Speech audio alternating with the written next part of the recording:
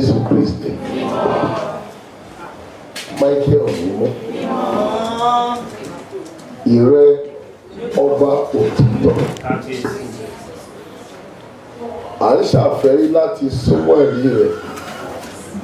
Jẹ́ kí ìmọ́lẹ̀ kó mọ́ sí wa. Nípa ọ̀rọ̀ rẹ méjì tá a fẹ́ sọ, ìyè rẹ kó wọ inú ọkàn wa. Ká lè tún wa yí padà fún ìjọba rẹ̀. Lórúkọ Jésù Olúwa wa. Nínú ìwà bàbá ló rán wa. Ọlọ́run lágbá jọ̀rọ̀ tọmọ ilé ayé. Ọlọ́run lágbá jọ̀rọ̀ tọmọ ilé ayé.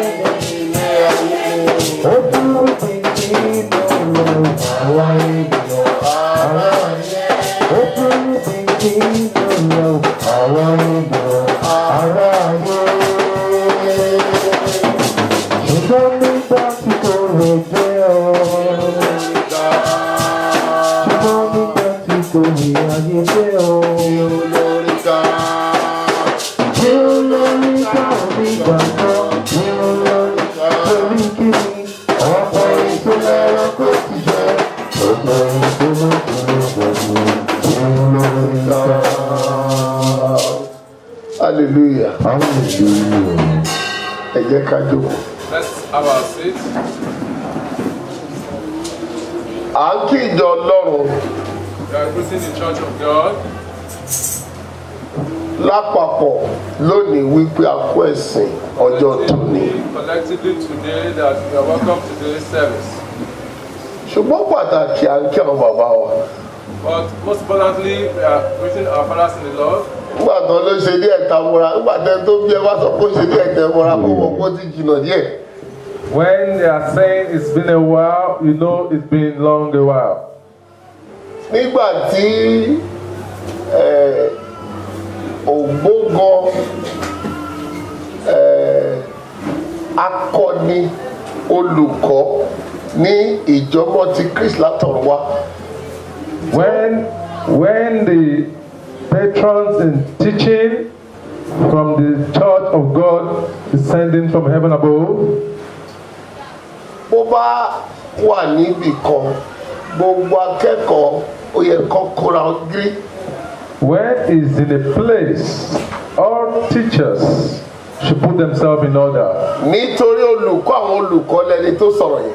Because he is the teacher of teachers. Àwọn àdàgbàdì akẹ́kọ̀ọ́ gbà àwọn tí wọ́n bí wa sọ́wọ́ wọn àtúwádìí olùkọ́ lábẹ́ wọn. They have been teachers before we were born. We grew up under them as people they taught, and we grew up to start teaching again under them. Ó wu Olúwa pé kó dá wọn sídi àkókò yìí nítorí pé àwọn olùkọ́ àgbà tí wọn ò bá jọ sọ pé wọ́n fẹ́ jọ súnmọ́ra láti jọ jẹ́ ẹgbẹ́ nínú ìrìnàjò yìí wọ́n ti sọdá. Because it pleased God Almighty to keep him to this very day, that even those that they were side by side or co-tutors are passed away before now. Àwọn míì gan ti fìjọ yìí sílẹ̀. Some have departed from the church. Ṣùgbọ́n Ọlọ́run dá wọn sí. But God has preserved them. Ó tún fi ẹsẹ̀ wọn múlẹ̀ nínú ìjọ yìí. And has granted him right here in Celestia. Ògo ni f'Olúwa lókè ọ̀run. Praise the Lord. Bàbá mo gbàdúrà pé Father, I pray for you. Ọlọ́run tó dá yín sí dòní. That God has kept you to this day. Á mú yín rí àìníye ọdún. Will keep you to see many more years. Nínú okun. In health. Agbára. In power. Ayọ̀ àwọn ọmọ tẹ́ bí sílẹ̀. Enjoy the children. Yóò máa pọ̀ sí. And children you have given birth to in your lifetime in Jesus' name.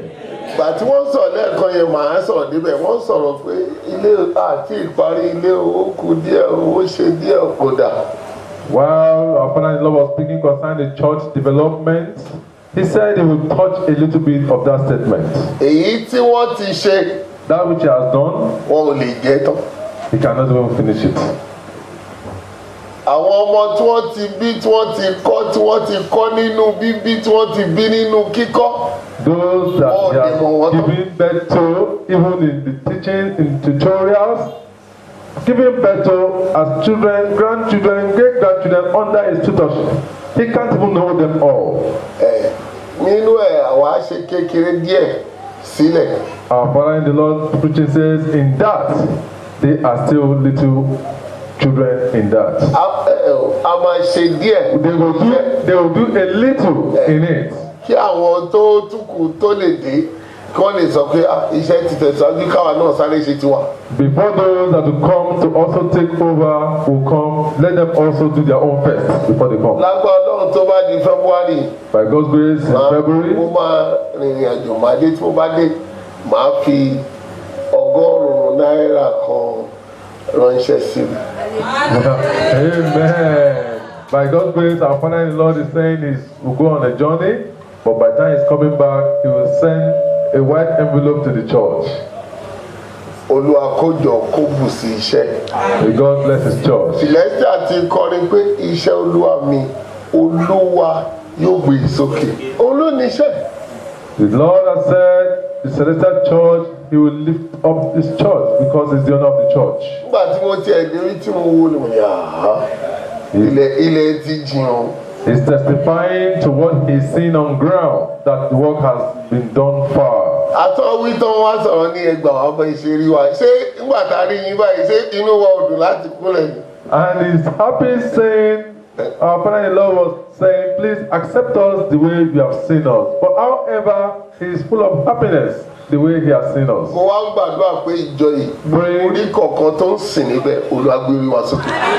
Praying for everyone worshiping here that God will lift us up in Jesus' name.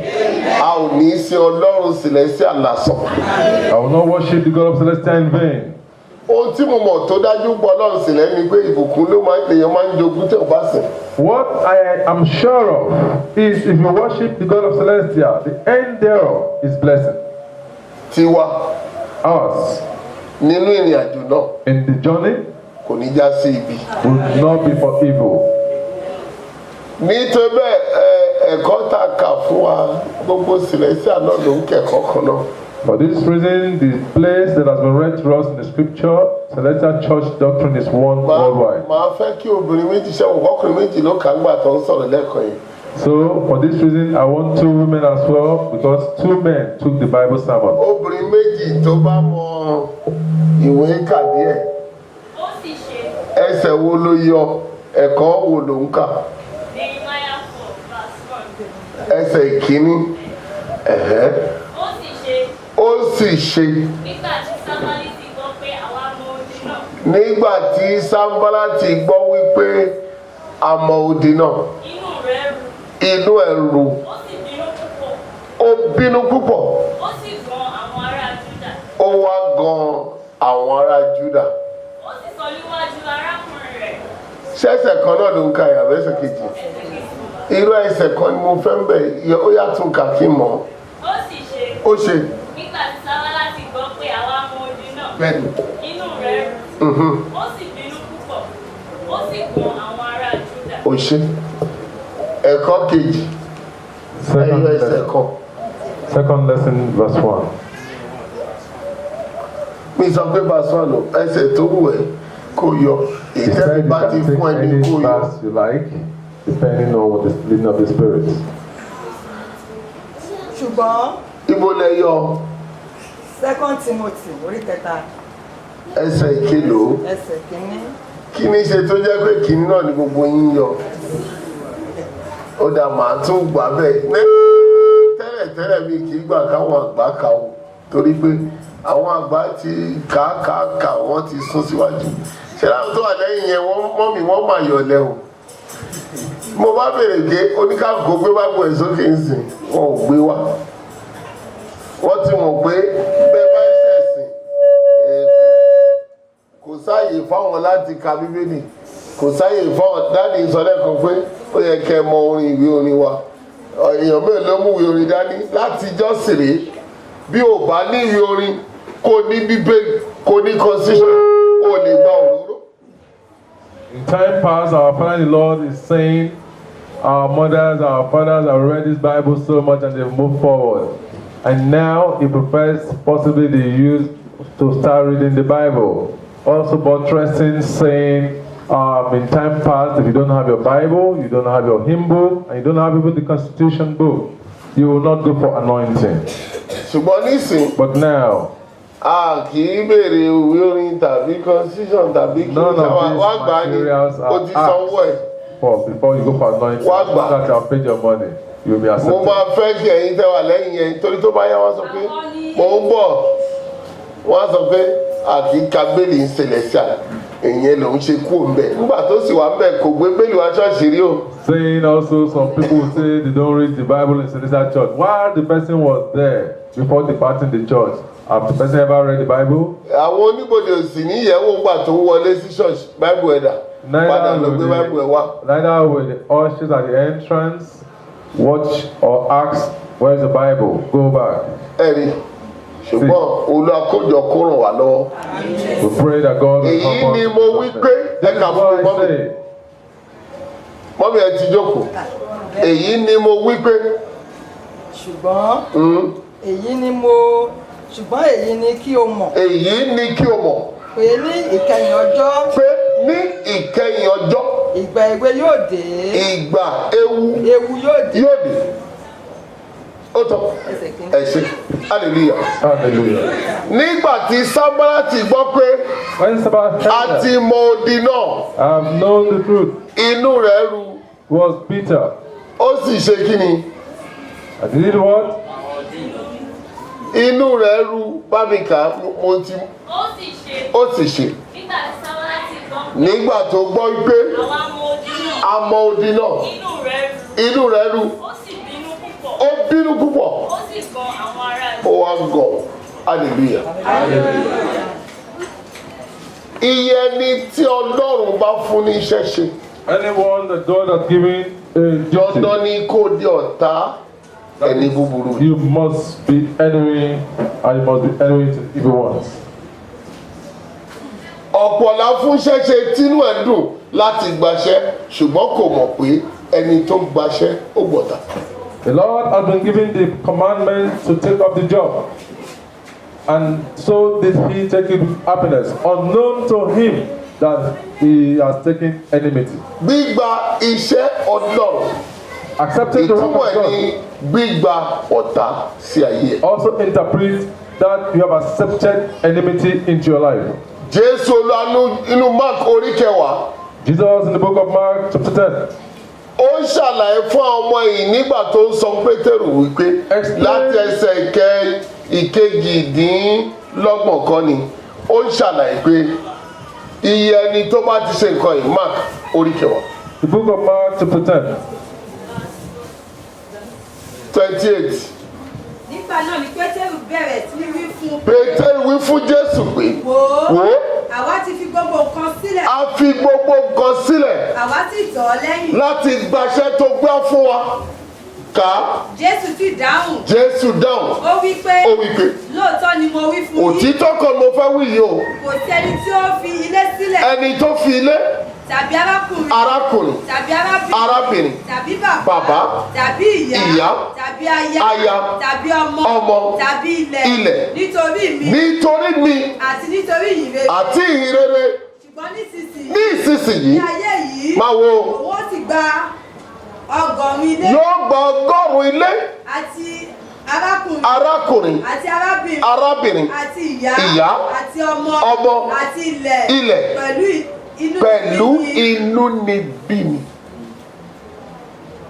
àti ní ayé tí ń bọ̀ àti ilé tí ń bọ̀ ìyè àìnípẹ̀kun. ó lè rí ìyà àìnípẹ̀kun gbà bí o bá ṣiṣẹ́ ọlọ́run láìsí inúnibíni.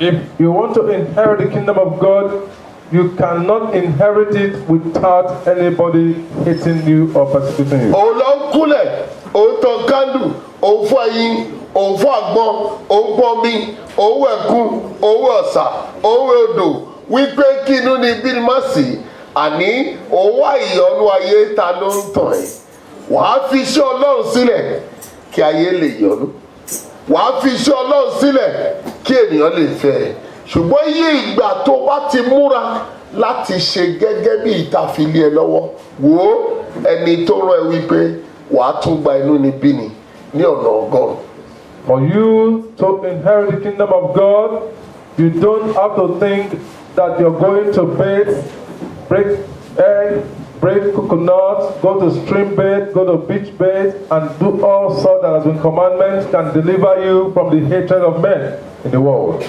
But you must know that for you to inherit the kingdom of God, you must be hated.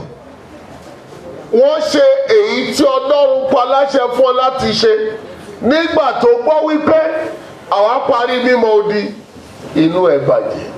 You must know that for you to do that which God has commanded you, you must be hated.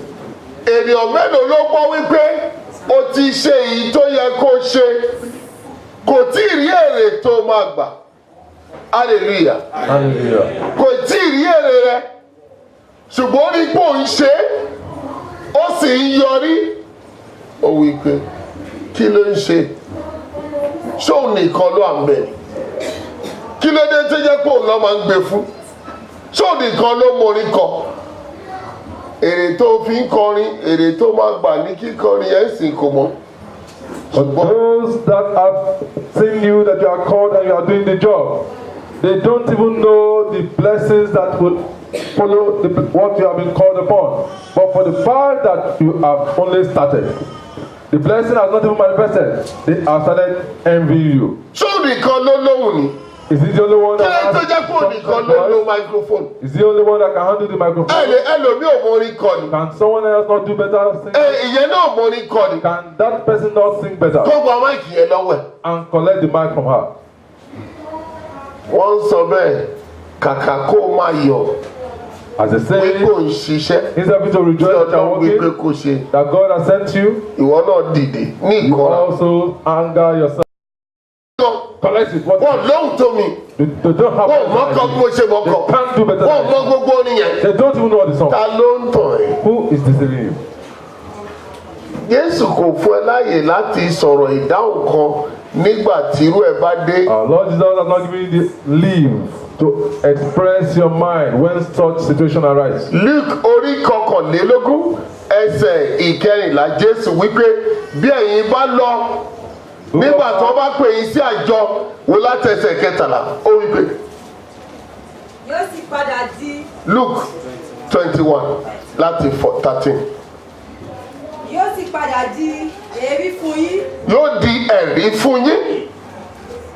nítorí náà ẹ pinnu rẹ̀ ní ọkàn yín. Ẹ pinnu rẹ̀ ní ọkàn yín pé ẹ kì yóò ronú ṣáájú. ẹ má ronú ṣáájú kí ni mo máa sọ ìgbà tó bá pè mí sígbìmọ̀ wọ́n sọ pé ìwọ nìkan ló ń gba microphone wọ́n sọ pé ìwọ nìkan ló ń ṣe ló ń fọ cape wọ́n sọ pé ìwọ nìkan ló ń nu iṣẹ́ alákọ̀rin wọ́n sọ pé ìwọ nìkan ló ń to ṣíà kí ló dé tó fi jẹ́ bẹ́ẹ̀ má ronú kí ló fẹ́ sọ nígbà tó bá béèrè ká bí ẹ ó ti dáhùn. má ronú ìdáhùn. nítorí tí èmi ò fún yín ní ẹnu àti. nítorí tí èmi ò fún yín ní ẹnu àti ọgbọ́n. tí gbogbo àwọn ọ̀tá yín kì yóò lè sọ̀rọ̀. so ti rí pé kì í ṣe wájú ọ̀rẹ́ ló ń lọ báyìí.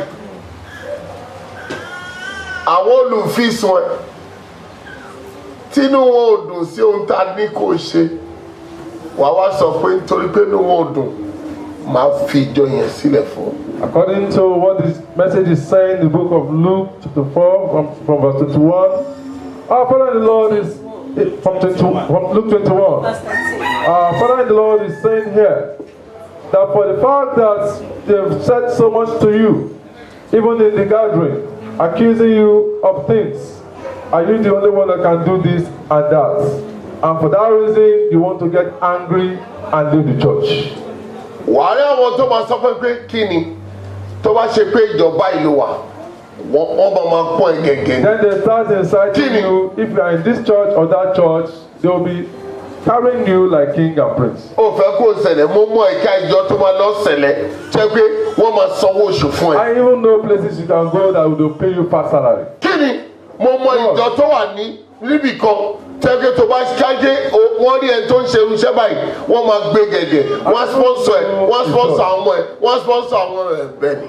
I even know a church where you can go and worship and they will pay you good money, they will take good care of you, even sponsor your children to school level and higher institution level.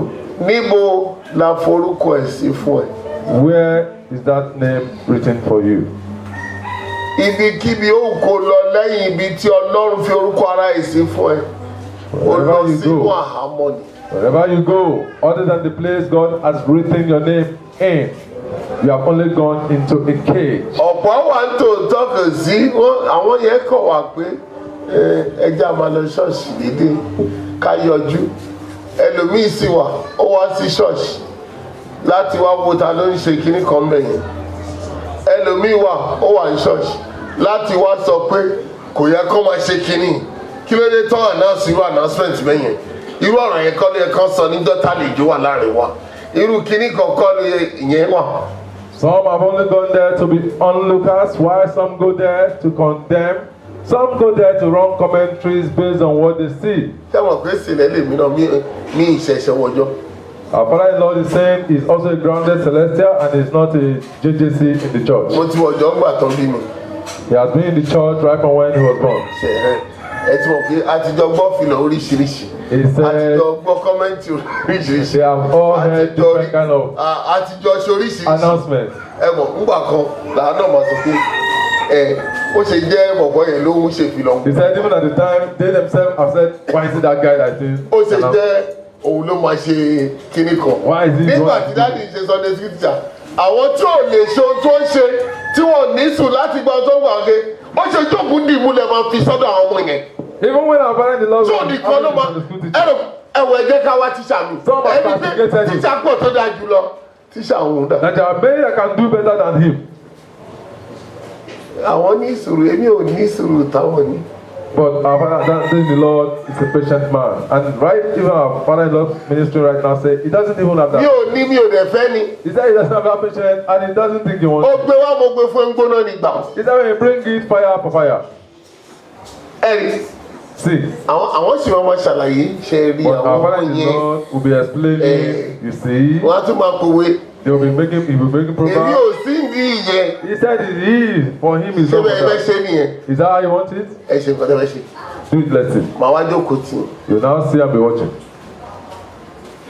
Nígbà tí bá jókòó tí mo sọ fún ìṣẹ̀lẹ̀ ọ̀rọ̀ ìṣẹ̀lẹ̀ Ọlọ́run tó mú ètò ni. He said after he sits for a while and watch, you see this God of Celestia is a God of order. Èmi máa ti sọ fọ́nà bí Olúwa bó bá ti mọ̀ pé ó pè mí síbẹ̀ gbogbo ẹ̀ tó máa fi rọ́pò mi jẹ́ kó máa ṣiṣẹ́. He said, "Will tell God, if you know you have called me, whatever they are doing there, Father, let them go into confusion." Tó wá ṣe pé mi ló fi síbẹ̀ o. If it is him that he has placed there. Gbogbo ẹnikẹ́ni téèyàn wá fi rọ́pò mi jẹ́ kó ṣiṣẹ́. Anybody that they use to replace him, let him go into confusion. Fún ara wọn náà máa mú ẹni tó gbé wá síbẹ̀ pé ok ìṣìmáṣe lọ́nà.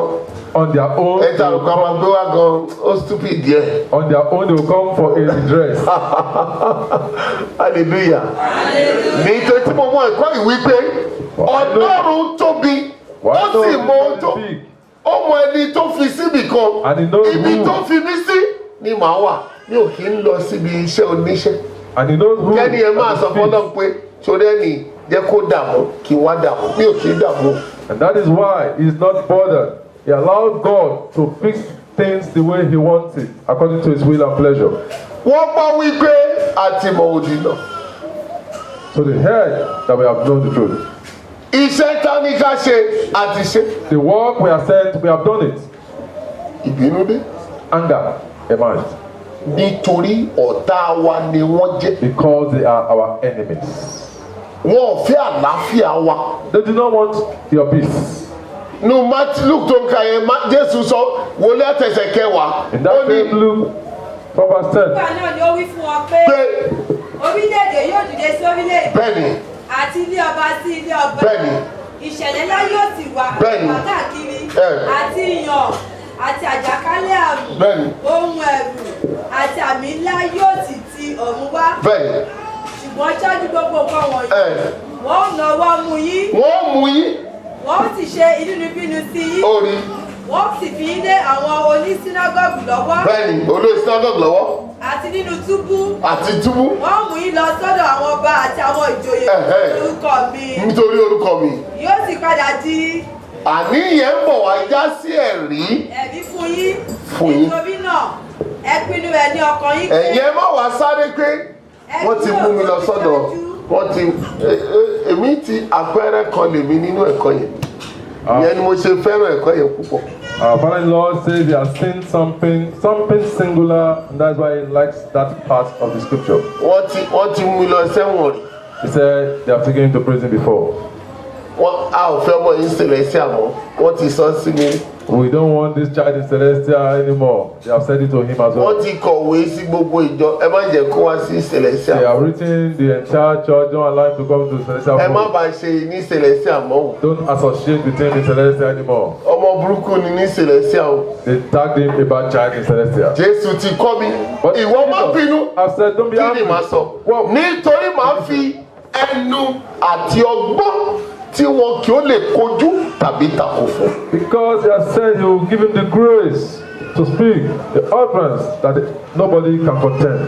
Ẹ̀rí lójijì iṣẹ́ àwọn ẹni tí Ọlọ́run rán ó ń tẹ̀síwájú.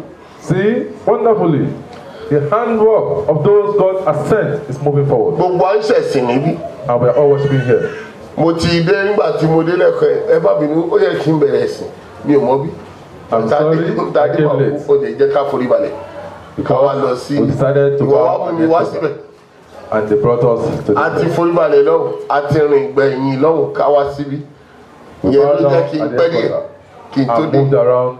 That's why Ìgbà tí mo dé mo ti why I wo came gbogbo late. tọ́kọ síta mẹ́yìn ní ọjọ́ Monday a máa ṣe Bible class ní ọjọ́ Tuesday a máa ṣe ìṣọ́nà ìjọ Wednesday ẹ̀sìn àwọn ojú Olúwa àti ẹ̀sìn rere ìjọ Thursday ẹ̀sìn wòlíì ìjọ Friday aláboyún àti ẹ̀sìn rere ìjọ Saturday afẹ́tún ṣọ́ọ̀ṣì ṣe ìjọ Sunday ẹ̀sìn láàárọ̀ aago mẹ́wàá ẹ̀sìn nírọ̀lẹ́ aago méje mo ti rí gbogbo ẹ̀.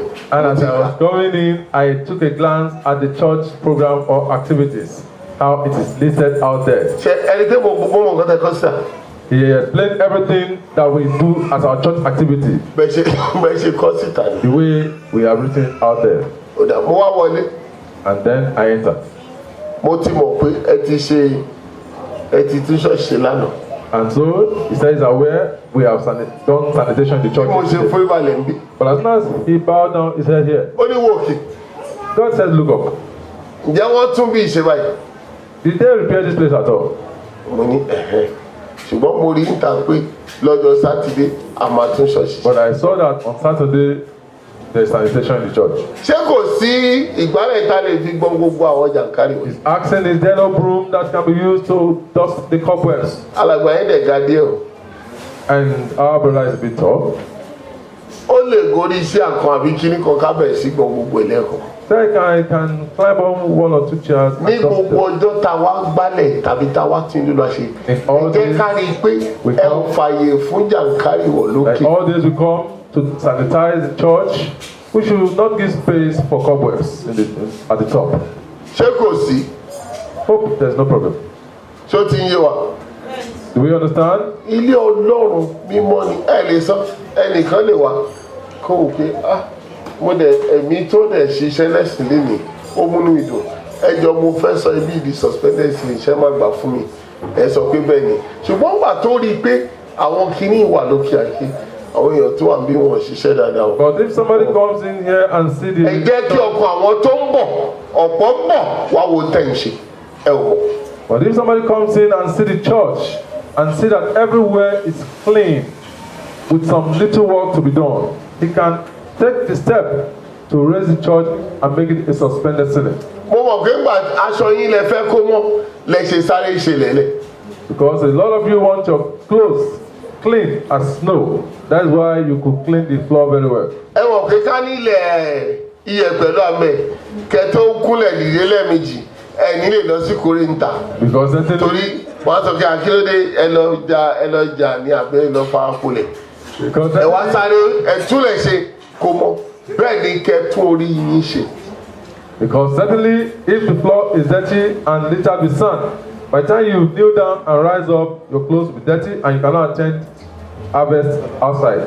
So, he's employing us to please put our house in order, clean it, and clean our room. mo ti mọ bí màá tún máa padà wá lẹ́ẹ̀kọ̀ọ̀kan. He's saying he has known here and he will definitely repeat his coming. ìgbà tí mo wá nísìn mo wá ṣe bí ọmọ ìjọba tí màá padà wá olùbẹ̀wò ni màá jẹ́. Said he has come today as a member of the church, but when he's coming back, he will come as a sanitary inspection. Ṣé mo fi ń bàtà kéré tí wọ́n sọ pé wọléwọlé ń bọ̀. When we were small, they say council is coming to inspect your compound. Omi tó pọ̀ sílẹ̀ wàá wò títa wíńjí bá ń bẹ̀. Even the wàá water ti you are dànù. first. You watch the water very well and make sure it is not contaminated. If it does, you throw it away. Torí tó bá bá ta wíńjí Once ó they find lọ. out any bacteria, they are, Okay, going, council. they are taking you along to the council. Wọ́n á jáwèé fún ẹ wọ́n á lẹ ìwé mọ́ ẹnu ọ̀nà ẹ bí wọ́n bá bá ìdọ̀tí ní agbègbè ẹ bá ṣe máa ṣe nìyẹn èmi náà They'll máa give padà you tickets bí and they wọléwọlé. will also paste at the entrance of your house. That is how they do it. And so also, that is how he will come when next is coming. Èmi ń bọ̀ àwọn ọ̀run náà ti gbọ́ pasọ́ lẹ́nu Heaven said àwọn it's náà tún wá ń gbà And the tẹ́yìn o heaven said they are sílẹ̀ also wípé coming. olùgbọ́lá ló padà wá láì kò ní jókòó ẹ̀rí. ó gbọ́ wípé wọ́n ti parí èyí tá a rán wọn láti ṣe odi That was yí their sent them. àgọ́ ọlọ́run ká inú ẹ̀ kò dùn ìwọ kí lórí tá à ń ṣe tí inú ẹ̀ ò dùn. For us that are here today, what do you see we are doing that you're not happy about? Ta ló ń ṣe nǹkan kan tí inú ẹ̀ ò dùn sí? Who is doing what that you are not happy about when you see? Olùrọ̀gbọ̀ ẹ̀kọ́ kejì yẹn sọ pé ní ìgbà ìkẹyìn ìgbà ewu yóò dé. The second Kí ló mú scripture- ewu wá? Àwọn ènìyàn ti jẹ́ olùfẹ́ ara wọn. second scripture- Ẹwọ ẹsẹ̀ kejì ó ní kìnnì. ẹsẹ̀ kejì. Bẹ́ẹ̀ni, ló ti rí àwọn ènìyàn yóò jẹ́ olùfẹ́ ti ara wọn. olùfẹ́ ara wọn. olùfẹ́ owó. Bí ò bá ti ń ṣe mí, ẹ̀rí kò lè jẹ́ lómi. Èmi ni mo gbọ́dọ̀ lo microphone. Èmi ni mo gbọ́dọ̀ kọrin. There's always a Èmi ni mo need. gbọ́dọ̀ jókòó sórí iṣẹ́. I must use microphone. Èmi ni mo gbọ́dọ̀ I must be the one ṣe to kinní sing. kan. Èmi ni mo gbọ́dọ̀ tó pẹpẹ. Èmi ni mo gbọ́dọ̀ tọ kándù. I must be the one to light Wáì tó candle. jẹ́ pé ẹnìyẹn ló fẹ́ tàn. Why is it the one? Èmi ni mo gbọ́dọ̀ ka owó. I am the one supposed to Èmi count ni the mo money. gbọ́dọ̀ gbógbá. I'm the one supposed to collect offering. Kò ní gbálẹ̀. He will not sweep. Àwọn iṣẹ́ tó ṣe ń bẹ̀ kò ní fọ́kàn. The kind of work that is tedious, he will not do. Ṣùgbọ́n àwọn iṣẹ́ tó gba ká mówó ká jówó ká kàwó. But the ones that concern prosperity to jollificate, these are the ones he wants to do. Kí ló yẹ kó lọ ṣe lẹ́rọ́ kó lọ ṣojú wa ń patí? Why is it the one to represent us in a gathering? Èmi náà fẹ́ ṣojú wa. I also want to go and represent us. Torí ó rí i pé ńgbà tó ń bọ̀ láti ibi tó ti ṣojú wa ńjọ́ kan. Because when he saw him coming, Ó gbé báàgì júùsì wá. on a particular day, he brought in a packet of juice. Ṣé nǹkan tó máa ń gbà tó máa lọ ṣojú wa Oh, nìyẹn? so I wondering, is that the gift they get when they Èmi tó go kù on tí máa lọ. presentation? Today is my turn. Ilé wa tó mọ̀ àlàbí irin olè ló ń rìn. Irin olè irin ewu ni. Ọlọ́run ó yí biribiri ọkàn mi o. Àánú àwọn orin àwọn olè. Those songs that interpret Oyibiribiri come, it has turned to Jẹ́ me. bèrè bẹ́ẹ̀ kan They lọ́wọ́ are ẹ̀. songs of stealing. Nígbà wo làánú ló fi ẹ́ sílẹ̀? When is asking, when has the mercy of God departed from you? Ìjọ́ tí àánú ló bá fi ẹ́ sílẹ̀, ó ti rún. The day the mercy of God depart from you, it is finished. Ló wá ń jójó kan jíjó ẹlẹ́yà kan pé ó yí kan. And now you are Ó not tún singing. tó bá sọ ní "It is Yorùbá pé ó now my yí kan ẹ̀. turn." Omi ìgbé nígbà kan. If you speak in the dialect, sí lọ́dọ̀ ẹ̀. it means at the time it was not with you. Nígbà tí ò sì sí lọ́dọ̀ ẹ̀, And so when it was not with you, ó wúlò. you were not useful. Wà ní ìsìngbà tẹ́tí ń sọ yí bí ó kàn mí o. But since you have been saying it, that's turned to me. Ṣé wá ti dájú ìgbà tẹ́ kọ lọ? Have you better than now? Kí lẹ̀ ń tán? Sílẹ́sì àkó lórí ẹ̀tàn. The church has no deceitful song. Ẹ wo ni tán fẹlẹ́ kan? Look at the song Ọlọ́run we lọ heard. gba àjàrà kan. Ẹ jẹ́ kí a bára wa sọ̀rọ̀. Sílẹ̀ kò lórí ẹ̀tàn. Ṣùgbọ́n sìn ẹ ti lọ kó wá. The church Ẹ has gbọ́ no ti deceitful gbogbo ẹ̀. song. But now a lot of us have imported foreign songs. Ọlọ́run tó dá wọn òkè ìgbà ní ìtọ́dọ̀kè ìsìnkọ́ kì í ṣọlọ́run. Oh God that created the hills. What about the God that created Ṣé that ẹni now? tó dá òkè tì sín? What about the God that created that of now? Òun òkè ẹ̀hún kọ́ ló máa fi yìn fún. Is he not the one to give praise Nítorí ó to? gbàgbé kí ẹni ayérayé. Because you forget Not that any the God season. of ages, òun náà the lè God of now and God to come. àwọn orin tó ní àléébù tẹ ṣáà Those God that has comma, ẹ ṣáà ń kó wọn jọ you ẹ ń keep kó wọn wá importing them into the sílé church, Ọlọ́run into the church of ẹ bá God. sì bẹ̀rẹ̀ sí kọ́ inú yín ló ń dùn And when you inú start Ọlọ́run ò singing, dùn you are the one that will be happy. God is not happy. ìgbà ewu dé Time of difficulty has come.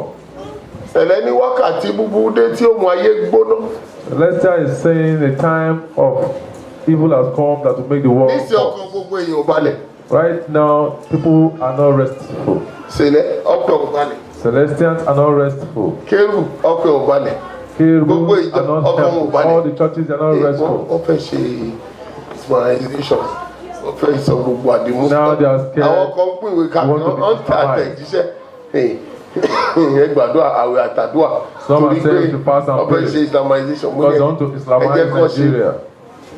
ẹ jẹ́ kán ṣe Let them do it. ẹ jẹ́ kán ṣe Let them do it. tó bá ṣe tí ó bá dúró ọlọ́run ò pé kò rán Celestia And if they do it, it is established. It means God did not call Celestia.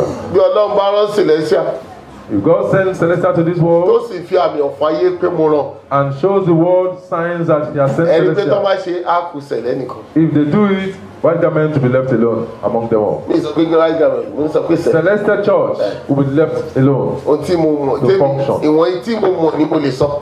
But what I know and I'm sure of is what I'm saying.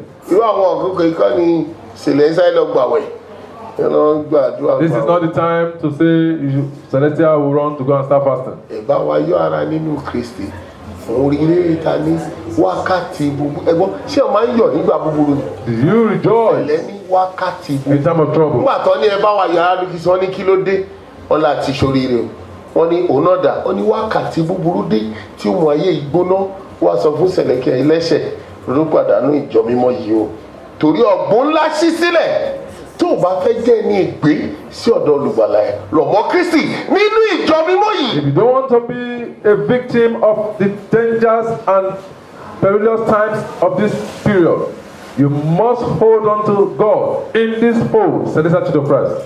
ẹ̀rí Sẹ̀lẹ̀ ẹ̀ mọ̀ Sẹ̀lẹ̀. You see Celestia, you don't even know the efficacy of God's power in Celestia. ìgbà ewu yóò dé The time of danger and perilous period will come. Jésù ti sọ sílẹ̀ Jesus said it ní before wọ́n now. kànú Lúùkù. That is what we read in the book of Luke. ìgbà ogun yóò dé The time of ìgbà war will ìdààmú yóò dé. arise. Trouble will wọ́n arise. máa mú yín wọ́n fẹ́ lọ pa They yín will take people wọ́n máa to mú go yín and wọ́n be fẹ́ ṣe slaughtered. báyìí They will take wọ́n people máa from mú yín wọ́n máa ṣe one to the other. oríṣiríṣi They use to ṣùgbọ́n perform different things, evil ìwọ things. má pinnu lọ́kàn But kí ló don't fẹ́ worry, don't think twice. àwọn tọ́lọ́run rán wọn kì í ráyè àti Those òótọ́ that God has sent don't go into much discussion. àwọn tí ọlọ́run rán ló máa ń kí ló ṣẹlẹ̀ It is those that wọ́n God does not sọ̀rọ̀ mi call that trouble. ẹ̀rì wọ́n sọ̀rọ̀ mi They are talking about me. ibi tó ti jókòó yẹn Where they are gbàtọ́ seated. wojú mi wọ́n rẹ́rìn When they saw me, they laughed. bí mo ṣe rójú kan ní wọn báyìí I started one ó of sáré them. gbójú kò And gbogbo wọn he rẹ́rìn turned his eyes off. ṣé kì í They laughed. sọ̀rọ̀ mi ló ń sọ Is it not my word, my matter they are discussing? gbàtọ́ sọ̀rọ̀ ẹ̀yẹn kí ló ń bí fún ẹ. When they said it, what did he say? Nehemiah nígbà tó ń bẹ̀rẹ̀ iṣẹ́ tiẹ̀ kò rí tẹnìkan rò. But Nehemiah never had time for anyone. Tẹ bá ka ẹ̀kọ́ yẹn dáadáa. If you read that Ó book ṣàlàyé very well, wọ́n kàn fi lọ Ọlọ́run kí Olúwa aṣọ ṣàdáhùn yẹn. he only said, God, you see these Ṣé people. báyìí fún wọn? Let this be Ó done yá to ẹ them. jẹ́ ká máa kọ́lé wa lọ. Let's continue to build our house. Iṣẹ́ tá a wá ṣe kí ló ń fojú sí? That's what we have come to do. Ọ̀pọ̀ máa ń sọnù So what láàrin are you ọ̀nà looking at? nítorí ohun A tó lot ń of fojú sí. us lose our concentration along the road because of side distraction. A ní kó ṣe báyìí. We ask you to do this Gbà tó dọ́nà along the road. orí eléyìí You saw this ó tẹjú mọ́ and you focused on it. ó tọ̀ ọ́ lẹ́yìn. You followed it. Wàá rí i pé ó máa fi ọ̀nà ìta rán ẹ sílẹ̀ Very soon you will leave the road you have been assigned to go lọ sí skul. to school. Láàrin ọ̀nà Along the road. ọba alálùpàídà You met òpìdán a lot of things. ó bá wọn òpìdán magician You bought magician. You saw magicians on the road ó gbé jù báyìí lifting snakes up ó gbé sẹ́nu into his mouth. ó wo òpìdán Looked at magician. yéè Screamed. Ha! mo máa dó owó ilé ìtàn I will wait and finish it. òpìdán ní mo fẹ́ lọ ṣe idán tó tún ga jù. Magician said, I want to even go do greater magic at the front. Ó ti fọ̀nà school ẹ̀. Now that person has left the school. Ló tẹ̀ ló pè lọ. He now follows the magician. Ṣé ní ìgbà ìdánwò? During the examination. Ohun tó kọ́ ń gbà tí o sì ní ó máa mọ̀. Will you know what has been taught when you are not there? Ibi tá a fi ẹ́ sí dúró sílẹ̀. Where we have placed you, please stay there. Sẹ̀lẹ̀ sọ pé wo iṣẹ́ tó pè mí sí. Celeste says, look at the work you have called me into. Wo ọ̀nà. Look at the way you have called me into. Ṣé ọ̀nà tó yàn ẹ́ sí ló ń rìn? Are you in the way you have assigned iṣẹ́ you? tó pè ẹ́ sí Or you are doing lọ́nà tí kò yàn fún ẹ? something Ṣé anyone else else? in the ways he has sent you? Sẹ̀lẹ̀ tẹ́ pẹpẹ méjèèjì kalẹ̀. God placed the two altars. Sẹ̀lẹ̀. Celeste placed the two altars. Iṣẹ́ tó pè mí sílẹ̀ yìí. This is the work you have assigned me to. Báyìí lọ́nà tó ń gbé kí n ṣe é gbà báyìí ló ṣe rí. The way you have said I should do it, and this is how it is. Méjèèjì rèé Olúwawo. This is the two. God Bó bá ṣe pé méjèèjì rèé. If this is the two, Ṣẹ́gun fún mi. conquer for me. Tí mo ṣe ń rìn ní méjèèjì. As I walk in both, Gbà mí là. deliver me, Bùkún mi. bless me, Dáàbò bò mí. protect me. Ṣùgbọ́n But o mú ọ̀nà tá a gbé kó tọ̀. you see the road you have been assigned to walk, O gbé pamọ́. you abandoned it. O wá ń ṣe iṣẹ́ tá a gbé fún ẹ. And now doing the work you have been sent. Ìkíní o ti sọ ọ̀nà nù. First, you have missed the way. Ìkejì o ti sọ èrè nù. Second, you have lost the profit. Ìkẹta o ti di ẹni ìdààmú. Third, you have become a troubled person, A confused person. a confused person. Bẹ́ẹ̀ lọ̀pọ̀lọpọ̀ ń ṣe lónìí. So are a lot of people today. Ǹjẹ́ ọ̀nà tí wọ́n ń tọ̀ láì pé kò tọ̀? Is that the way you are asked to walk? Is this the way you are walking?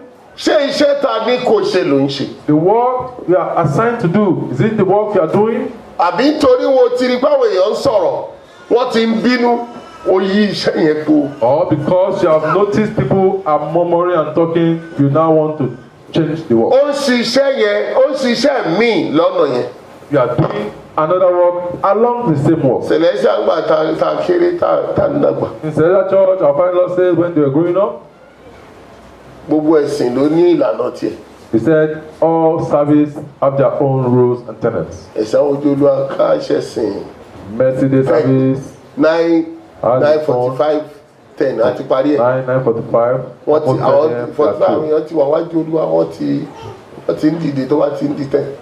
Almost 10 o'clock, they started rising after being laid before God. Ayípo We turned it over. a fi ọ̀nà míì sí. We added another way to it. Ẹ jẹ́ ká wàásù ń bẹ̀ Let's speak on that. ká ṣọpẹ́ ń bẹ̀.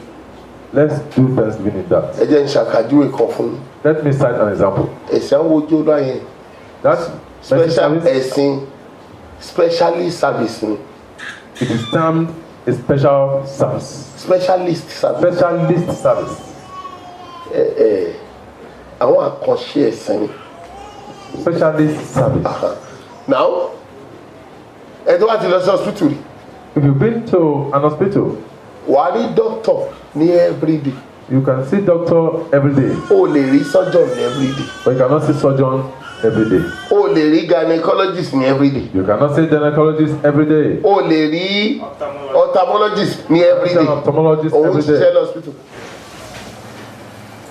À ń wojú olúwa. We are looking on to the eyes and mercy of God. Ó lè jókòó ṣáájú doctor fún ọgbọ̀n ìṣẹ́jú. You can sit before a doctor for 20 minutes, Gbogbo àwọn for 30 minutes. gbogbo àwọn specialist yẹn ophthalmologist dentist ní. Ìwọ máa wà lọ operation alẹ́ kọ̀wé. After saying it, we just only give you this recommendation to see it. Bẹ́ẹ̀ ni ẹ̀sìn ìhìnrere àti àwọn Though ẹ̀sìn also àkànṣe is the ìṣeré. service and special service in Celestia. Ẹ̀sìn Sunday, Sunday ẹ̀sìn service, Wednesday service. ẹ̀sìn Friday ìrọ̀lẹ́ ní ẹ̀sìn. So also are these services on daily basis, morning service or mercy service on Wednesday, evening service on Wednesday, Friday service at 3 p.m. for mothers looking up to God for one thing or the other, children especially. Èrò ẹ̀yin continue.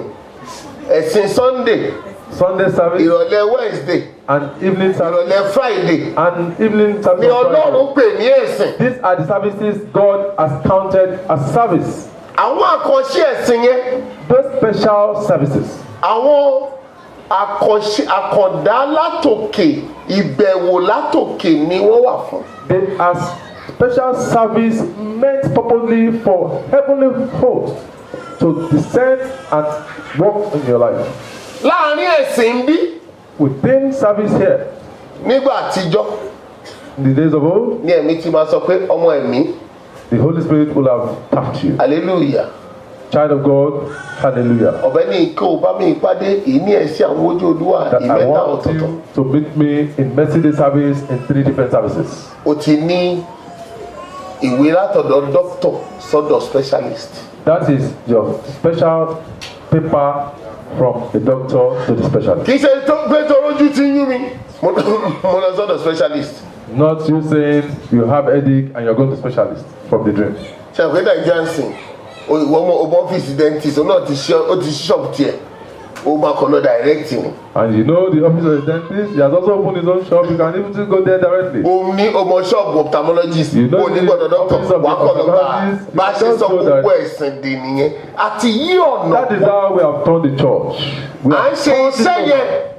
We are doing the work, ṣùgbọ́n lọ́nà mìíràn but in a different pattern. kò wá ń lérè. So no result. Ọ̀pọ̀ ń tọ̀ ọ̀nà náà, A lot are walking that way, ṣùgbọ́n kì í ṣe iṣẹ́ tá a gbé fún ọ ni wọ́n but ṣe mú. that is not the work we give them to do in that way. Tẹ bá fẹ́ ṣọ́nà ṣẹlẹ̀ ń sìn, When you want to come for prophetic counseling, wọ́n á ní wọ́n kọ́kọ́ fẹ́ wàásù fún yín, they will say they want to first minister to you kẹ́ lè kọ́kọ́ gbọ́rọ̀ lọ́hùn. to enable you accept the word of God. Látijọ́ kò yí Time of old, it's not so. ẹ̀ ń fi iṣẹ́ tí yín kún iṣẹ́. You are adding your own to the work. Ẹ wá yí ọ̀nà pọ̀. You are now turning the work the other way. Kì í ṣọ̀rọ̀ tiẹ̀ la fẹ́ gbọ́. It's not Mo your- ti ka Báíbù, mo ti gbàwẹ̀, you mo want to ti hear. gbàdúrà. Ọ̀rọ̀ mi ò lójútùú, mo ń wá ohun Ọlọ́run. The people have heard your word, they have heard the Bible, they have heard the word, and there is no solution. They want to hear from God. Kì í ṣe pé a fẹ́ ka Báíbù Not about reading the Bible, torí wọ́n ti bú wa. because they have abused us. Wọ́n ní sẹ̀lẹ̀ ẹ̀mọ́ Báíbù. They said Celestians, we don't understand the scripture. Àá náà wá yí ọ̀nà pọ̀. We too, we now turn the way. A gbọ́dọ̀ máa kọ́ lọ́rọ̀ lọ nǹkan tó ṣọ́nà fún ọ. We need to be teaching them the word of God before they Ẹ̀yin ò mọ̀ pé ẹ̀mí là ń pè ń ṣẹlẹ̀, ẹ̀mí ló pọ̀ yín lé, kì í Don't ṣe you Báíbù. know it is the Holy Spirit that has glorified you? Gbogbo ayé and ló not mọ just the Bible Bible? ká. The whole world can read the Bible. Gbogbo ayé ló ń tú Báíbù sí The tó wù. whole world can interpret the Bible Ṣùgbọ́n to the gbogbo way ayé they ò want. ní ẹ̀mí tá a The ní. whole world don't have the spirit we have. Ẹ jẹ́ wàásù fáwọn ọmọ wa. Let's minister unto our children Ká wá gbé ẹ̀mí kalẹ̀ fún gbogbo ayé. and let the Holy Spirit take over the world. Kí gbogbo ayé sọ pé irú èwo lèyí. And the whole world will say, what manner of spirit? Wọn ò ka Báíbù tó wà. They don't read Bible as we do. Ṣùgbọ́n tí wọ́n bá sọ̀rọ̀ ẹ̀mí, bọ́n ṣe sọ ló ṣe máa rí. Comes to prophetic utterances as it says, so it is. Ṣé wọn kò ti ga? It has been lifted. Bẹ́ẹ̀ la rí tẹ́lẹ̀. So we were in days of old. Ṣùgbọ́n lónìí But àti today, sọ àti da iṣẹ́ àtọ̀nà lò àti dá ohun tó wù wá departed from sílẹ̀ the way a ò wá rí ìyanu And bíi established tàtijọ́. our own way. Now there is no miracle in our life. O ti dọ́gbọ́n sí i nítorí inú ni bí ni tó jogún We nítorí òṣìṣẹ́ tàgbé fún ẹ. We have added our own to it because of hatred, malice, Inú ni bí ni tó jogún envy, nítorí iṣẹ́ tàgbé fún ẹ. because of the work we have given you. Wá sọ pé kọ́ má bàa pariwo mi tàbí kọ́ má bàa sọ̀rọ̀ mi tàbí kọ́ má bàa máa yí ipò máa ṣe So for báyìí. them not to castigate me, let me do it the other way. Ẹ̀rí Celestia tó bá ṣe díẹ̀ ṣe sọ pé àwọn èèyàn ti ń sọ̀rọ̀ wa jù, ẹ má jẹ́ ká máa wọ sùtánà láti lé. However, some of us sometimes will now say they've talked about us so much, we don't have to be wearing our garment from the house anymore. Torí ohun tẹ gbé sáyé ni pé Ọlọ́run sọ fún Mósè pé ibi tó wà ilẹ̀ mímọ́ ni, àwọn èèyàn dẹ̀ sọ pé ṣé títì náà ilẹ̀ mímọ́ ni. Because God said unto Moses, where you are is a Àbí holy ibi tó mi land. wà yìí náà ṣé ilẹ̀ mímọ́ ni. And now people are saying, where you are, is it a holy land? The street, is it a holy land? Even where the water is behind you, is it a holy land? Àkókò kan bọ̀ ẹ́kàn tí yípo ní ṣẹ̀rí ká máa wọ stana láti lé ẹ jẹ́ ká máa kásá síbàdí tàbádéjọ́ nítorí pé ẹ wá di ẹ ní tó bá wọ stana ó lè lọ fa akọni tí ò mọ lọ́nà lẹ́ẹ̀dọ́ onímọ̀ ṣó máa bí léèrè ni ṣó máa mọ̀ ní ẹ̀yípo ọlọ́run sì ń wò yín. A lot of us are saying, let us not be wearing our sutana from the house, giving excuses. You might be defiled through somebody walking on the road and through your touch on somebody that's defiled on the road. Wo look Nehemiah. Bí wọ́n ṣe gbógun tó. As much as they encountered. Èyí ta wípé ká ṣe àti ọ̀nà tá wípé ká tọ̀. That which we should do and the way we say we should walk is the way we will walk. Ṣé bá a ṣe fún ọ náà ló ń ṣe? Is it how you are giving that you are doing it? Ọ̀pọ̀ ti torí inú ni bí ni. A lot are because of anger. Wọ́n já iṣẹ́ sílẹ̀. Abandon the work. Wọ́n á gba transfer. And taking transfer to somewhere. Ọ̀pọ̀ ò lè gba transfer. Some cannot even take transfer. Ó gba ọ̀nà míì ṣiṣẹ́ yẹn. They turn the work the other way to do it. Mi fẹ́ kán rí tèmi sọ. I don't want them to judge me. Mi fẹ́ kán gbé tèmi sẹ́nu.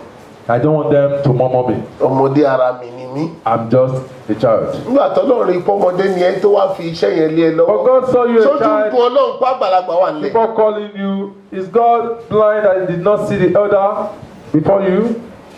Mo ń bẹ̀ yín ọmọ ìyá mi. I appeal to you, my brothers and sisters. Fi inú ni bí ni sílẹ̀ láàyè ẹ̀ ojogún ẹ̀mọ́ṣẹ́ ni. Let those that make you to anger be while you continue your work. Bí o bá ti rí inú ni bí ni nínú ìrìnàjò ẹ tó ń ṣiṣẹ́ ta ní kò ṣe tẹ́ra mọ́ iṣẹ́ náà. If you encounter those that want to make you abandon the work, please don't. Just focus on the work. Nígbà náà ni kó wá wá ọ̀nà yẹn dájú kó rin ọ̀nà náà. That is when you also determine the more to know the way and walk in it truthfully. Nítorí ẹ tó kọ ọ̀nà sílẹ̀. For the person that abandon the way Yóò kùnà. will miss the way. Ó sọ èrè nù. Will lose profits. Ẹni tó yí iṣẹ́ po. Those that turn the work. Ẹni tó fún níṣẹ́ á béèrè lọ́wọ́ ẹ̀ The fún mi. man that sent him will ask him. Kọ́ríntì kìíní 1 Corinthians. orí kẹta.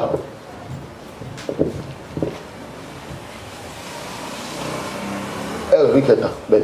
Chapter 3. Apostle Paul sọ̀rọ̀ nípa iṣẹ́ látẹsẹ̀ ìkẹwàá kọ́ni ó ní kíni. Reading from verse Gẹ́gẹ́ bí 10. omi ọ̀fẹ́ Ọlọ́run Mo ń bọ̀. tí a fi fún mi Tí a fi fún mi. bí ọlọ́gbọ́n mọ̀lẹ́. Ọ̀mọ̀lé. Mo ti fi ìpìlẹ̀ sọlẹ̀. Bẹ́ẹ̀ni. Ẹlòmíràn sì ń mọ̀lẹ́. Bẹ́ẹ̀ni. Ṣùgbọ́n kí olúkúlùkù kíyèsára bí ó ti ń mọ̀lẹ́. Sori kíyèsí ọ̀nà tó ń gbà mọ̀lé. Be watchful of the way you pass. Nítorí ìpìlẹ̀ mímọ́ ni ẹnìkan kò lè fi lélẹ̀ Bẹ́ẹ̀ni. ju èyí tí a ti fi lélẹ̀ lọ tí í ṣe Jésù Kristi. Bẹ́ẹ̀ni. Ǹjẹ́ bí ẹnikẹ́ni bá mọ wúrà Sotiri ó wá padà sídìí iṣẹ́. Kọ́kọ́ kíyèsí ọ̀nà tó ń tọ̀. Ó wá padà síṣẹ́. Bí ẹnikẹ́ni bá mọ wúrà. Fàdákà. Òkúta iyebíye. Igi. Koríko. Àkékù koríko. Lórí ìpẹ̀lẹ̀ náà. Iṣẹ́ olúkúlùkù ènìyàn yóò hàn. Àní iṣẹ́ yóò hàn. Nítorí ọjọ́ náà yóò fi hàn. Ọjọ́ náà yóò fi iṣẹ́ ẹ hàn. Sílẹ̀ wípé tọ́jú iṣẹ́ rẹ. Ǹjọ́ ń tọ́jú jókòó àkókò náà. Ǹjọ́ ń tọ́jú iṣẹ́. The Celestial song says we should keep our work. And our Father in the Lord is asking the question, are you keeping your work? Apostle Paul ti da méjèèjì pọ̀. Apostle Paul Kíyèsí ọ̀nà tó ń gbà. said, be careful the way you walk Láti mọ̀lé. so that you can do Ó well. wá padà sí pé ohun tó wá gbé dání láti mọ yẹn náà. That thing you have also decided to hold. Èrè iṣẹ́.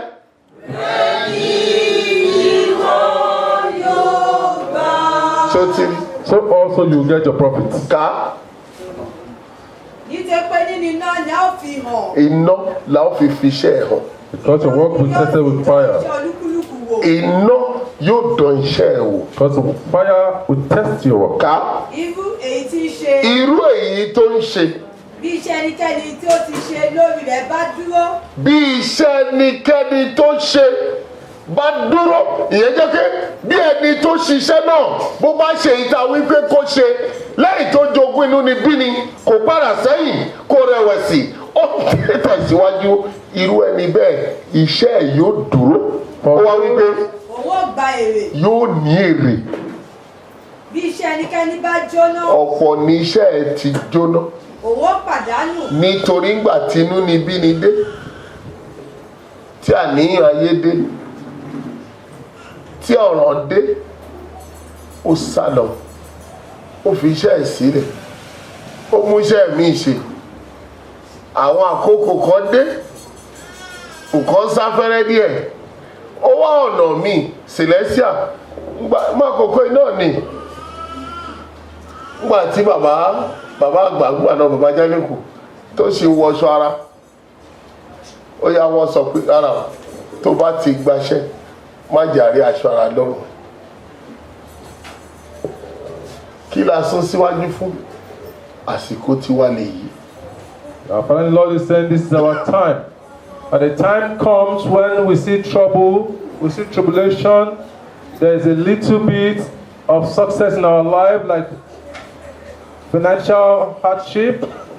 We decide to divert from the way we are sent. And this is our time, and he likened it to a time when one of our Father in the Lord, Ajale Koko, wore a mufti apparel.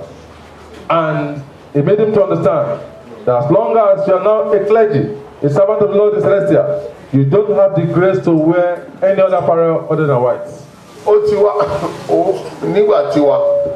In our time, we consider it can't work. I accept God has called me. But I can't, because what about if I have contracts I want to go and get? Am I just going to sit down with what I am giving? It can't take me far. He that called you has done what he will do for you.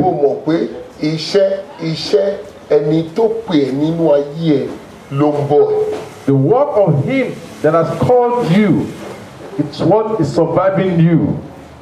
The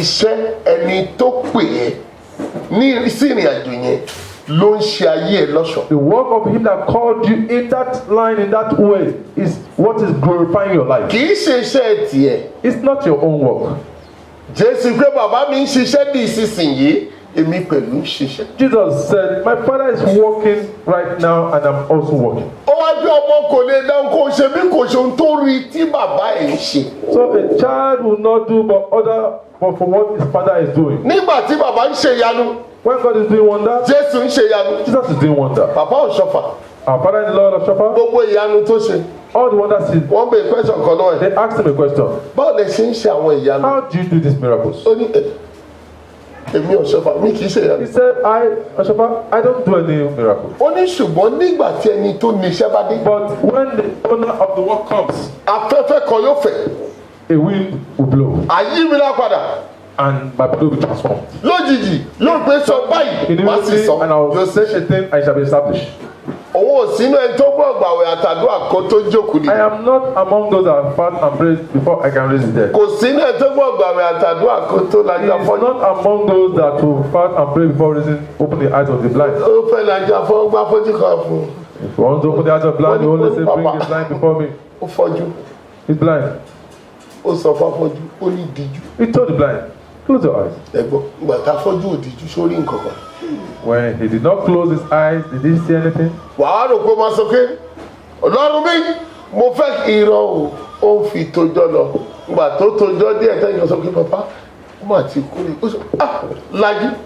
And the next thing, he abandoned the man with hallelujah. Ẹni tó ṣiṣẹ́, àwọn tó ń ṣiṣẹ́ ló sọ̀kalẹ̀ wá. Ó yọra ẹ̀ sọ́tọ̀. Èmi ní bísínẹ́sì tèmi, mo fẹ́ tọjọ́. Ẹni yẹn fẹ́ ṣiṣẹ́, jẹ́ kó ṣiṣẹ́. And our Father in the Lord is citing an example from what he has seen and known. That our Papa Oshofa, while he was alive, saw a blind man and told sọ̀gàn wọn mú wá fún mi o. they brought the blind man to him that it might perform miracle on him. But unknown to the blind man that he was not even concentrating on him, he left him doing other things. And on his turning back, he said, suddenly those that have the work from heaven above have descended and have done the work without him uttering a word. wọ́n gbọ́ ọmọ tí ìyá gbóyún wá oyún ò lórí ọmọ wà nínú kò sórí káàní ò lórí pàpà kò rí nǹkan tó ń jáyé ẹni obìnrin náà nígbà tó ń dọ́dọ̀ ẹ̀ oúnjẹ wà ó wá fi epo sí ẹ mọ̀ pàpà fẹ́ràn epo báyìí ààbò ìṣẹ́wà epo ẹ̀wà aṣọ ó wá sọ fóbìnrin pé dí aṣọ mi mú wàá rò pé ó máa kó sẹ́mi láti máa wo obìnrin yẹn kó máa fẹ̀mí dọ́gba kó máa fọkàn gbàdúrà ìlú àmúni kò tú bàbá rẹ ló rán mi níṣẹ́ wà á sí ọ̀rọ̀ rẹ̀ àkóráyè. And apparently the Lord is still buttressing concerning the founder and the general overseer of the church.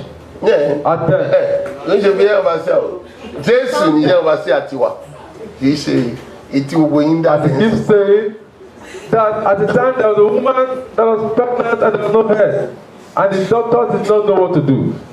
But when it came to our father, he only met our daddy then while he was eating beans and there was oil on the beans, expecting him to go into the spirit or start speaking in tongues or doing other things. But our father in the Lord only said to him, "Hold my garment." ẹni tó di aṣọ mú láàrin ìṣẹ́jú mẹ́ta ó bẹ̀rẹ̀ sí gbọ̀n ó And the làgùn woman ó gbọ̀n instantly ó làgùn. started shivering with profusing sweat. ẹni tí wọ́n di aṣọ ẹ̀ mú oúnjẹ wà lọ. And the man whose chest is held continued eating his beans. ó tún fẹ́ wà tọrẹ ta ló máa jẹ Even calling ṣẹ́ẹ̀dì bá people, mi do you jẹun. want to eat beans?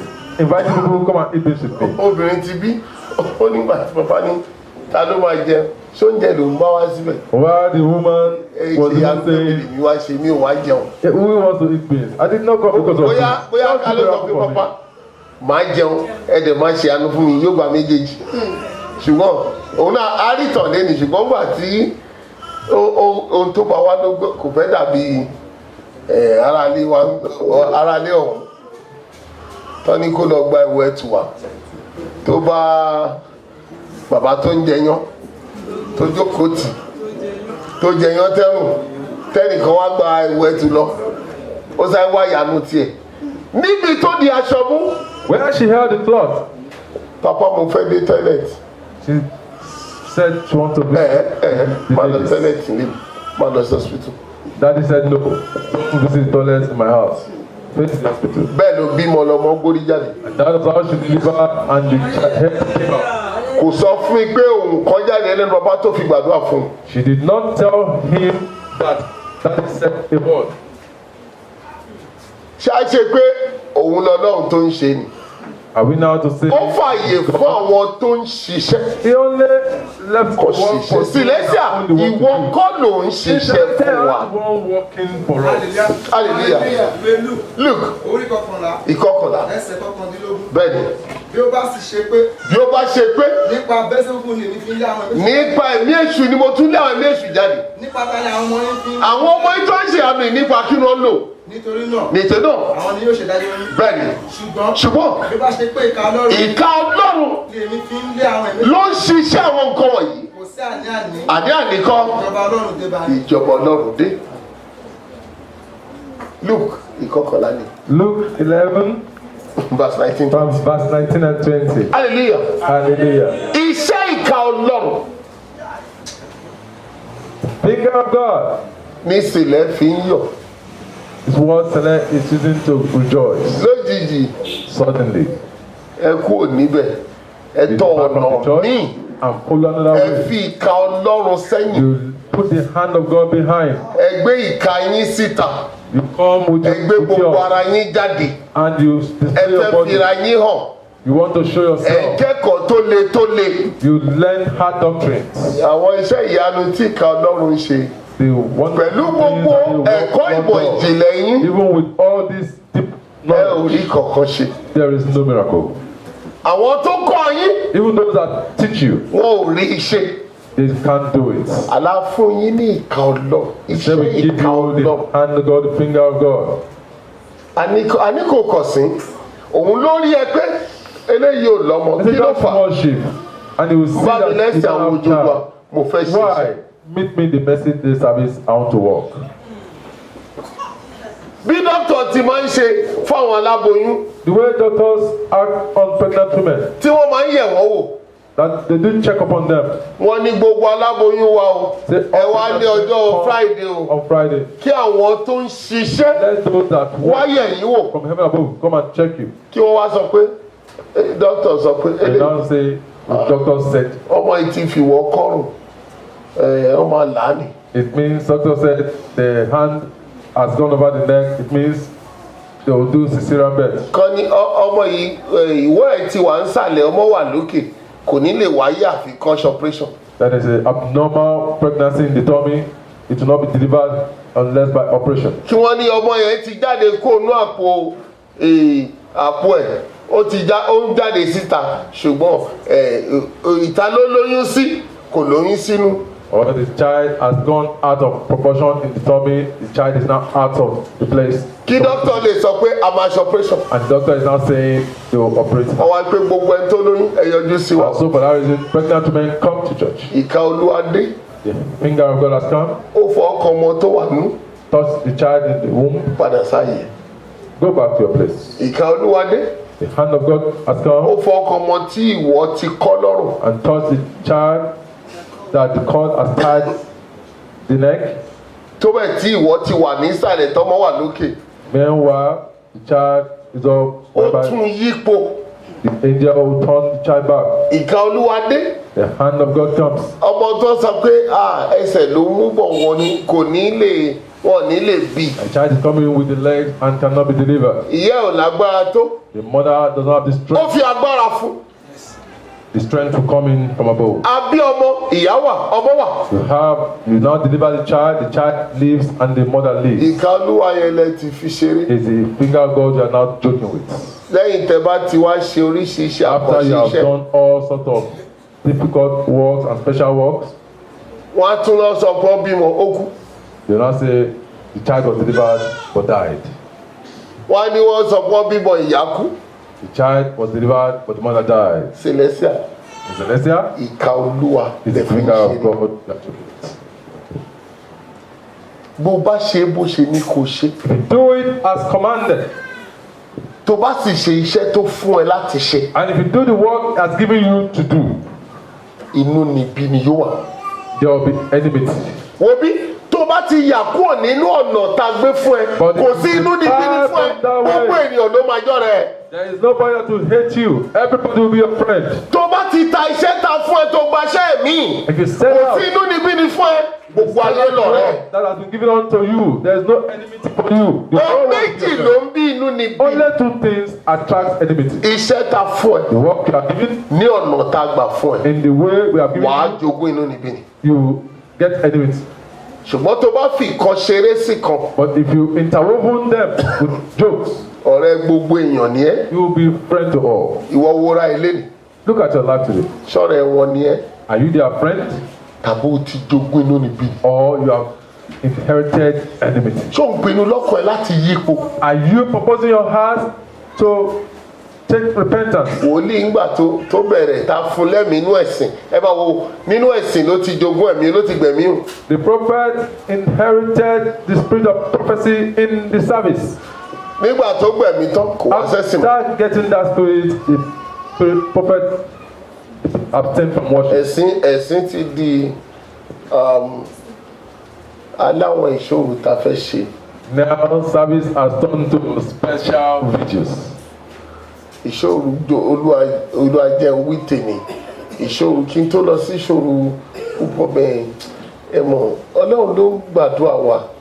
No such places before I go, God let me say mine. You know, ohun it is tó máa God kù who is lẹ́yìn ẹ̀ ni helping pé us. ìkan nínú méjì ló máa mú.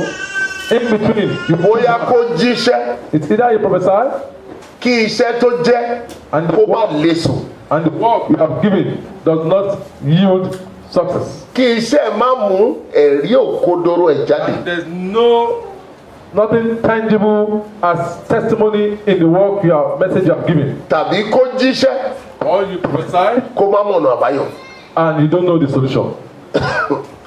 Nígbà tó ń jíṣẹ́ tó ń tẹ̀lé tó sì ń ṣẹ̀sìn yẹn, But when you were still doing your normal service, ó di ọ̀tá àwọn alágbára. you became enemy to elders. Ṣó nìkan ni wòlíì ni? Is he the only prophet? Ó nìkan ló ń ríran bí? Is he the only seer? Á farahàn lójú oorun. We reveal things to him in the dreams. Ọlọ́run dẹ̀ dáa púpọ̀. Ọlọ́run ṣí lójú kó lè má ríran. Only good and very merciful. He makes him to see. Lórí and pé bí wide. tó ti ń ṣọ́nà, To the point whereby when he's doing prophetic counseling, wọ́n fẹ́ kan sí òun lára. there are points upon him, Kò mọ̀ pé oníṣẹ́ wà lẹ́gbẹ̀ẹ́ òun. unknown that the owner of the work is beside him. Ó jí He turned, ẹ̀rù bà, scared, ó sá fún oníṣẹ́, and ran from the one ó doing the sàtọ̀ work, àwọn onínú bí ni lọ. and ran to the ones that carry enmity into Wọ́n wá his sọ life. fún pé àwa náà ti ṣe bẹ́ẹ̀. And they now start advising him, we have done the same thing. Àwa náà ti gba bí tó gbà kọjá. We have also thought that way before. Dàpọ̀ mọ́ wa. Come and join us, Wà wá rí i pé ayé yóò tura. and you see that your life will be comfortable. Mo ti dàpọ̀ mọ́ yín nìyẹn. So be it. Ní dídàpọ̀ mọ́ wọn, In becoming associates, à á yọ ìpín kan kúrò nínú. Ànígbà ẹ̀mí kó má máa jíṣẹ́ o, yóò máa jíṣẹ́. something tangible and glorious will be removed from his life. But he will Ṣùgbọ́n be alive. àṣeyọrí iṣẹ́ ẹ̀ la máa mú kù. That thing that gives him success in work is what will be removed. Ẹ wo Celestial lẹ́nìí, wòlíì pọ̀ Look at Celestial today, there are many prophets ju ọmọ ìjọ lọ. than the members itself. Bí Supreme ayé sí pọ̀ bí ọmọ ìjọ. So also superior evangelists are so much like the members. Bí àwọn evangelist ṣe pọ̀ ju So ọmọ ìjọ lọ. also, our evangelists are so many like the members, Ju ọmọ ìjọ lọ. more than the members. Sílẹ̀ ló ní evangelist tó pọ̀ jù láyé. Celestians have the largest evangelists in the world, Ṣùgbọ́n wọn ò ṣe nǹkan kan. but nothing to show. Papa Ọ̀ṣọ́fà ó ní superior mẹ́ta pé Our father has had only mẹ́ta sí mẹ́rin. 3 to 4 superiors. Bàbá àgbà òsì, Baba Agbosi, bàbá Jáné Kòkò, Daddy Ajande Koko, bàbá Jọ́sẹ̀. Daddy Ajose, Pàtó di January 85 ó bí bàbá Bíásí. and so in January 5 he gave somebody else. Tó pé Daddy bẹ́ẹ̀. Ajasi, making 4. Ó ní supreme kan. Just one supreme. Tó bá nítorí máa kó jẹ́ máa kókó ni. Bíbẹ̀ kọ́ ẹ̀yin náà mọ̀ pé àwọn ìjọ tó kù púpọ̀ nù wọn evangelist senior leader superior Just senior because leader of the lolùṣàtọ̀ way wọn. Makoko is. Ǹjọ́ tó bá rí evangelist aláṣọ Don't gígùn. have it. All they have is senior Ha! leaders. Jésù ló wọlé yẹn. But when they see those with the big groups, they consider them as likened to Jesus. Lẹ́nì Today, evangelist ta ní the evangelists we have wọ́n pọ̀ jọmọ ìjọ lọ. are so much than even the members. Wòlíì ta ní Prophets ó pọ̀ jọmọ ìjọ lọ. are even more than the Kò members. wá sí àmì There is nothing significant pé Ọlọ́run kù láàrin wa. now to show God remains in our midst. Nítorí iṣẹ́ tá a fún wa, Because of the work we have Àti given, tà á. we have sold it. a ti pààrọ̀ ẹ̀. We have exchanged it. Ọ̀nà tá a ní ká gbà, The way we say we should go, àwọn tó gbéṣẹ́ dání, those that have the wọ́n work, ti yí ipò. they have done the work. Kò wá sẹ́ni tó jogún inú níbí ni mọ́. Now nobody to hate you. Ọ̀rẹ́ ayé ni wá. We are now friends of the world. Jacob wípé Jacob said, ẹ̀yin kò mọ̀ pé ìbárí ayé don't you know that friendship with the world ìṣọ̀tá Ọlọ́run ni. is enmity to God? Ẹnikẹ́ni tó bá bá yẹ́rẹ́ Jacob orí kẹrin látẹsẹ̀ kẹta sí karùn-ún ẹ̀yin béèrè lọ sí ẹsẹ̀ karùn-ún ẹ̀yin ṣe bí ìwé mímọ́ sọ lásán lásán pé èmi tí ó fi ìsinmi ẹ̀mí tó fi sínú wa ń jẹ́rìí. ń jowú gidigidi lórí wa Bẹ́ẹ̀ ni. ṣùgbọ́n ó fúnni ní oore ọ̀fẹ́ sí Ẹ̀. nítorí náà ni ó ṣe wípé Ọlọ́run kojú ìjà sí àwọn agbéraga Ọlọ́run kọjú ìjà sí agbéraga. ṣùgbọ́n ó fi oore ọ̀fẹ́ fún Wẹ́sẹ̀ kẹrin kí ló sọ? ẹ̀yin panṣágà ọkùnrin àti Ẹ̀hẹ́n.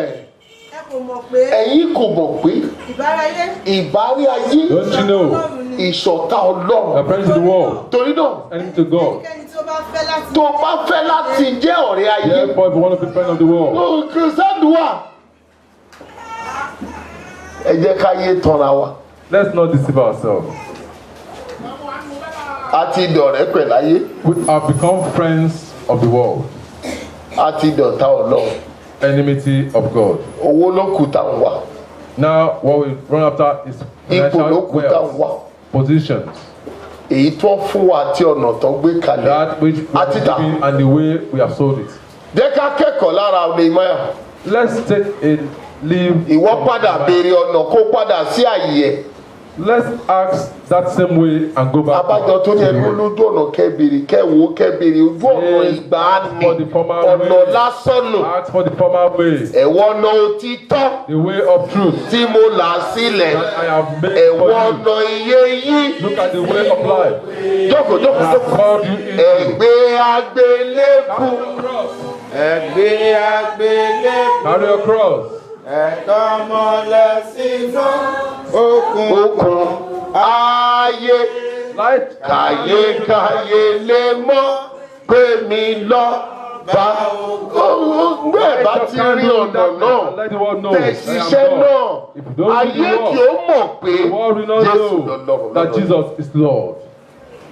Gbogbo àlà ń sọ pé Jésù lolúwa. We all shout Ayé ò ní pé Jesus Jésù Lord. yẹn tó olúwa. But the world don't see it that he is Nígbà up tí to that Sílẹ̀ ń Lord. ṣiṣẹ́ lọ́nà tàbí kó When ṣe. Celestial was doing the work in the way we have Gbogbo ayé to ń do, wádìí. the whole world trembles. Àjẹ́ ń kakọ́. The witches confess. Àwọn tó ń paramọ́. The wizards fear. Wọ́n wọ Celestial. Bàbá gbé bí kìnìún tó lé ìkọ́nà tó lé yín. Ta yọ ìkọ́nà ẹ̀, ta yọ eyín ẹ̀, ta wá gbé kábàjà. Kí ló fẹ́ ṣe láti That pa you ni? come before him to fight. What impossible is it that he cannot kill? Àjẹ́ wọ Sẹ̀lẹ̀ kì í ṣe pé a fẹ́ gbàjẹ́ kù lára ẹ̀. When the witches come, it's not that they want to take the witchcraft from him. A fẹ́ mú agbára tó ní ká tẹ̀ ẹ̀ bá We ní. want the spirit of God to remove the. Bó bá wù kó jókòó tiẹ̀ ní àjẹ́. If you like, let him just sit down in his own place and do it. Òun ló yàn bẹ́ẹ̀.